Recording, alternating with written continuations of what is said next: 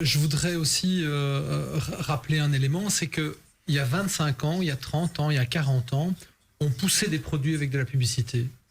Et ça, c'est un temps qui est révolu. Aujourd'hui, pour un entrepreneur, vendre, c'est pouvoir avoir des yeux d'anthropologue, de sociologue, de psychologue. Parfois, je fais, je ne sais pas si on me voit, mais je fais par rapport aux startups en disant, mais voilà, moi je vais observer quelqu'un qui a un problème et je vais essayer d'assembler une solution. Et donc là, on n'est plus dans du push, on est plus dans du pull.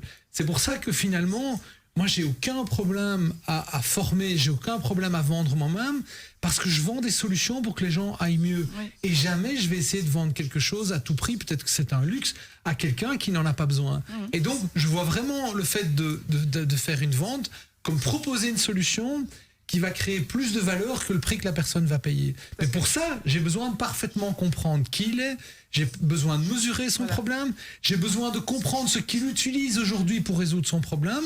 C'est mes concurrents ou mes substituts, c'est deux choses différentes. Et en fonction de ça, je dois voir si je suis capable de l'aider. Et je dois pouvoir dire, si ma solution n'est pas susceptible d'aider, dire, écoute, va chez quelqu'un d'autre. Si on part de ce principe-là, tout le monde peut vendre, tout le monde peut être heureux et fier de vendre aussi. Et donc, on est plus dans cette civilisation du pull, être tiré par le problème du client, plutôt que de pousser son produit comme on a fait pendant 35 ans dans l'hyperconsommation à n'importe quel prix. C'est un peu comme le marketing, on parle d'engagement, finalement. Oui, exactement. Mais pour ça, il faut aimer. Il faut aimer quoi ? Il faut aimer le client. Ah oui.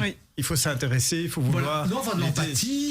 Et c'est pour ça que je parle de ce regard d'anthropologue. On s'est moqué des anthropologues aujourd'hui. Cette approche anthropologique, elle est importante à comprendre, qu'on soit dans le B2C ou dans le B2B.